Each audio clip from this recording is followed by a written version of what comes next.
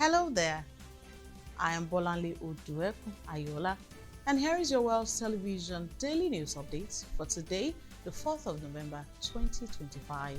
The federal government has urged the National Association of Resident Doctors, NARD, to end their nationwide strike, declaring that approximately 60% of outstanding arrears have already been paid. The appeal was issued during a press briefing by the Minister of State for Health and Social Welfare, Dr. Adekunle Salako, today.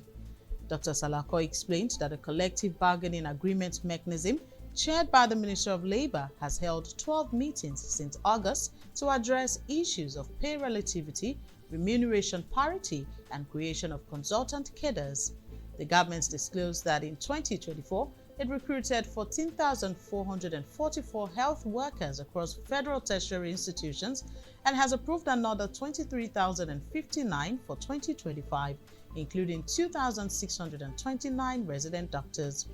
NARD, however, rejected the government's figures, stating that none of its 19-point demands has been fully addressed and that the strike reflects a deeper crisis over working conditions and professional dignity, not just unpaid salaries.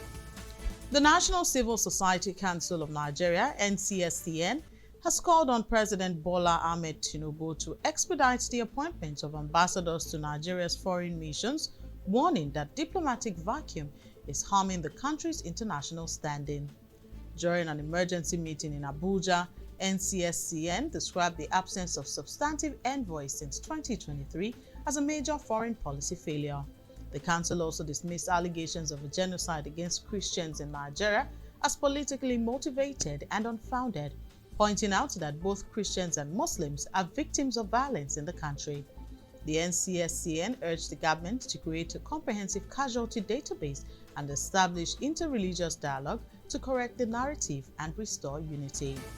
The Federal High Court in Abuja today gave the leader of the indigenous people of Biafra, Nnamdi Kanu, until tomorrow, November 5, to defend the terrorism charges filed against him or risk waiving his right to do so. The trial judge, Justice James Omotosho, ruled that because of the persecution had closed its case and repeatedly postponed the defense stage, much of it due to Kanu's change of lawyers and claims of invalid charges, the court will not extend the time further. Legal observers say this deadline underscores the court's determination to conclude the long-running trial without further delays. In response, Kanu's camp continues to argue that the charges are not premised on valid laws, contributing to the legal impasse. A 23-year-old Nigerian national, Seyi Odeyemi, has been sentenced to 10 years and 6 months in prison by a UK court after being convicted of raping a young woman near Northfleet, Kent. The offense occurred on September 3, 2023, when Odeyemi offered the victim a ride from Camden, London, to her home instead of diverting to a hotel. At the time, the victim awoke semi-conscious next to a man she did not recognize and raised the alarm.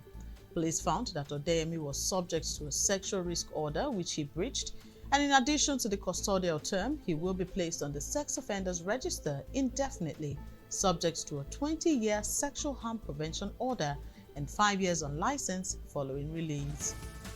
Chinese courts have handed death sentences to 5 members of a criminal gang operating in Kokang region of Myanmar as part of an intensified effort by Beijing to shut down cross-border syndicates involved in fraud, human trafficking, and violence.